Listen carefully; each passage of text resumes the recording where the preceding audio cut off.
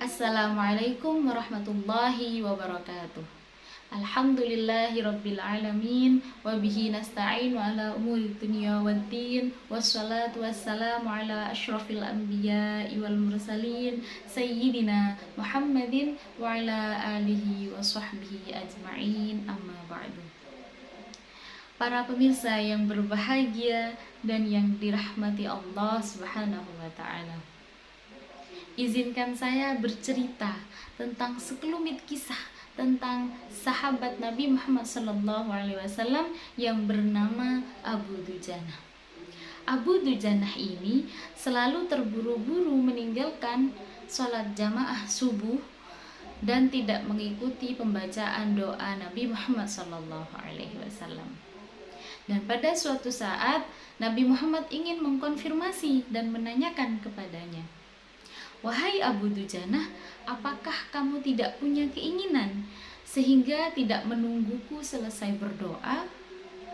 Lalu Abu Dujanah menjawab, "Rasulullah, saya punya alasan mengapa saya selalu terburu-buru setelah selesai salat subuh.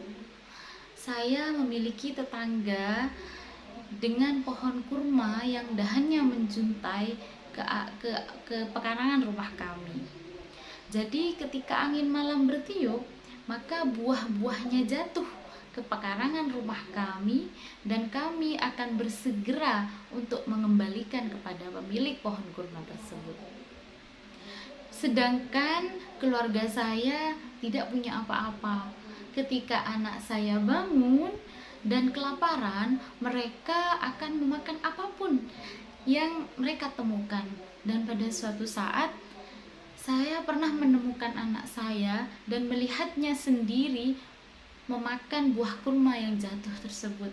Lalu saya memasukkan tangan saya kepada mulut mereka untuk mengambil dan mengeluarkan buah kurma tersebut untuk mengembalikan kepada yang berhak.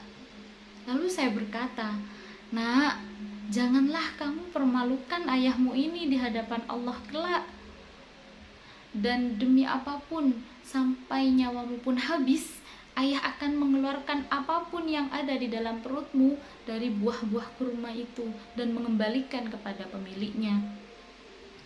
Mendengar hal tersebut, Rasulullah SAW pun menangis berderai air mata. Lalu beliau mendatangi pemilik pohon kurma tersebut untuk membelinya.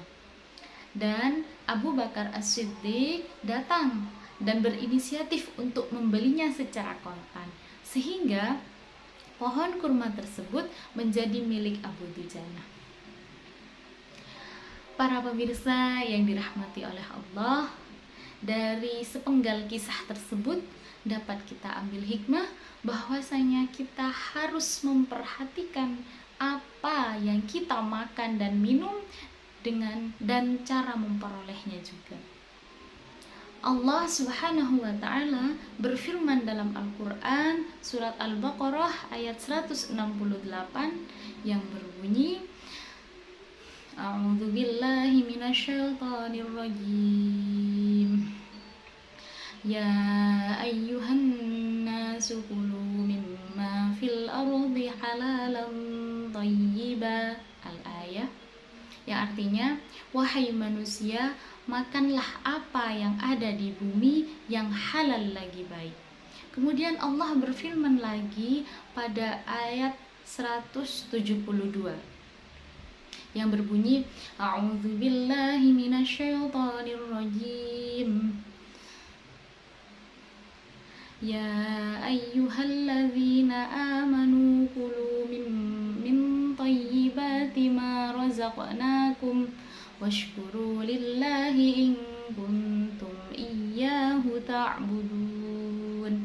Yang artinya, wahai orang-orang yang beriman, makanlah apa-apa yang baik dari apa yang dianugerahkan kepadamu dan bersyukurlah jika kamu hanya menyembah kepadanya. Dari dua ayat ini, para ahli tafsir menjelaskan bahwasanya kita sebagai umat manusia, terutama umat Islam yang beriman dan bertakwa kepada Allah, harus mengonsumsi barang halal dan thayyib. Apa barang halal dan thayyib itu? Sahabat-sahabat yang berbahagia yang dirahmati oleh Allah, halal menurut bahasa berasal dari kata al-hillu yang berarti al-ibahah. Maknanya adalah sesuatu yang diperbolehkan. Sedangkan menurut istilah, halal artinya sesuatu yang diperbolehkan dalam syariat untuk digunakan, dilakukan, dan diusahakan karena terurainya tali yang mencegah dan membahayakannya. Dan cara memperolehnya pun harus sesuai syariat. Sedangkan at-thayyib menurut Ibnu Jarir At-Tabari adalah sesuatu yang tidak mengandung najis dan tidak haram. Dan menurut Ibnu Al-Arabi, at-thayyib adalah kebalikan dari kata al-khabith atau yang berarti jelek. Jadi menurut istilah, at-thayyib adalah sesuatu yang layak bagi tubuh untuk dirasakan kelezatannya dan tidak mengandung najis, juga tidak haram. Nah, pada saat ini at-thayyib bisa kita dikategorikan dalam makanan yang bergizi, yang menyehatkan, yang bermanfaat dan berguna bagi tubuh kita. Lalu bagaimana cara kita mengetahui mana yang haram, mana yang halal untuk kita makan dan minum? Nah, sebelum ini Nabi Muhammad SAW telah berfirman dalam hadis yang berbunyi, Bismillahirrahmanirrahim, al-halalu ma ahallallahu fi kitabihi. Yang halal adalah sesuatu yang dihalalkan oleh Allah di dalam kitabnya, yakni Al-Quran. Wal haramu ma harramallahu fi kitabihi. Dan yang haram adalah sesuatu yang diharamkan oleh Allah di dalam kitabnya. Wa ma sakata anhu fahuwa mimma afa anhu. Dan sesuatu yang didiamkan, maka ia termasuk sesuatu yang dimaafkan untuk kalian.